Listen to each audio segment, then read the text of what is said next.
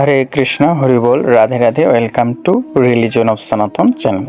তো আজকে হচ্ছে সফলা একাদশীর পারণ, আর এই পারণে আমি রান্না করব খিচুড়ি। খিচুড়িতে থাকতেছে হচ্ছে ডাল, সিম, বাঁধাকপি, বেগুন এবং মরিচ, যেটা সম্রার কাজে আমরা ইউজ করব। এখন কথা হচ্ছে যে এই যে একাদশীর পারণে অবশ্যই আমাদেরকে প্রসাদ গ্রহণ করতে হবে, অর্থাৎ সেটা ভগবানকে নিবেদন করে তারপরে প্রসাদ হিসেবে গ্রহণ করতে হবে। তো আপনারা সবাই অবশ্যই একাদশী যদি থাকেন তাহলে পরের দিন সকালে রান্না করে সেটা ভগবানকে আগে নিবেদন করবেন, তারপরে সেটা গ্রহণ করবেন। আসলে পারণের সময় ভগবানের প্রসাদ গ্রহণ করা উচিত। তো যাই হোক, প্রথমে হচ্ছে আমি খিচুড়ি রান্নার প্রসেসটা দেখাচ্ছি। আমি সিম্পলভাবে রান্না করি। প্রথমে হচ্ছে মরিচটা দিয়ে দিলাম। মরিচ দেওয়ার পরে আমি এর মধ্যে বেশি কিছু দেব না, শুধু পাঁচফোড়ন দেব, জিরা দেব আর হলুদ দেব। এই কয়েকটা উপাদান দিয়ে আজকের হচ্ছে খিচুড়িটা আমি রান্না করব।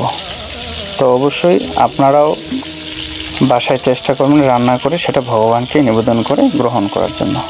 তো আমি বরাবরই একাদশীর সময়, পারণের সময় হচ্ছে খিচুড়ি রান্না করি। খিচুড়ি রান্না করে এটা সিম্পল আর কি, সহজে হয়। তার জন্য খিচুড়ি রান্না করে ভগবানকে নিবেদন করে সেটা গ্রহণ করি।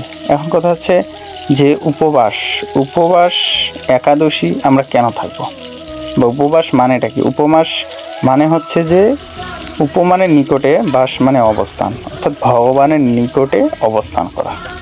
কোন দিন? একাদশীর দিন। এখন একাদশী থাকার উদ্দেশ্যটা হচ্ছে যে আমাদের যে ইন্দ্রিয়গুলো রয়েছে সেগুলোকে কন্ট্রোলে আনা, অর্থাৎ সেগুলো আমাদের নিয়ন্ত্রণে নিয়ে আসা। তাহলে কি হবে? তাহলে আমরা এই আমাদের যে ইন্দ্রিয়গুলো আছে সেগুলো যদি আমাদের কন্ট্রোলে থাকে তাহলে এই ইন্দ্রিয়ের দ্বারা আমরা ভগবানের সেবা করতে পারবো, ভগবানের সেবা পূজা করতে পারবো। তো একাদশী থাকার উদ্দেশ্য এটা নয় যে শুধু না খেয়ে থাকা।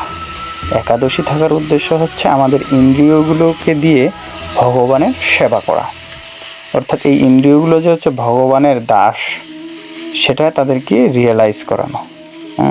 তো একাদশী থেকে আমরা আসলে আমাদের ইন্দ্রিয়গুলোর উপর কন্ট্রোল আনার চেষ্টা করি।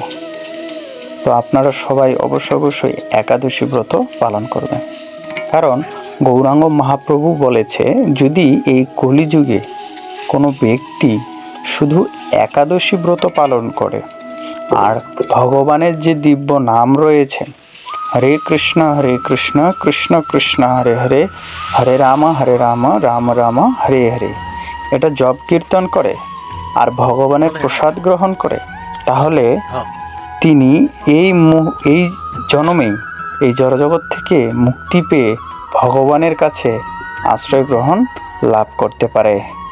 তো আপনারা অবশ্যই এই কলিযুগে দুইটি কাজ, একটি হচ্ছে একাদশী ব্রত আর একটি হচ্ছে ভগবানের দিব্য নাম জপ কীর্তন এবং ভগবানের প্রসাদ গ্রহণ এবং মাঝে সাঝে ভক্ত সঙ্গ। কি শাস্ত্রে বলতেছে? সাধু সঙ্গ সর্বশাস্ত্রে কয়, লবমাত্র সাধু সঙ্গ সর্বসিদ্ধি হয়। অর্থাৎ আমাদের অবশ্যই সাধু সঙ্গ করতে হবে। আমাদের মধ্যে যে প্রেমের উদয় ভগবানের প্রতি, সেটা হচ্ছে সাধুদের সাথে সঙ্গ করার ফলেই আমরা লাভ করতে পারি। তো যাই হোক, আমার খিচুড়িটা রান্না শেষের পথে বলতে আমি ঢাকা দিয়ে দিলাম এবং এর ফাঁকে আমি 2-4 মালা জপ করে নিলাম, যাতে এইদিকে খিচুড়িটা হয়ে যাচ্ছে, এইদিকে আমার ভগবানের নাম গ্রহণ করা হয়ে যাচ্ছে। তো জপ করার শেষে এটাকে হচ্ছে ভগবানকে নিবেদন করব, নিবেদন করার পর সেটা প্রসাদ হিসেবে গ্রহণ করব। খিচুড়ি অলরেডি রান্নার শেষের পথে। তো সবাই ভালো থাকবেন, সুস্থ থাকবেন, আর একাদশী ব্রত অবশ্যই পালন করবেন।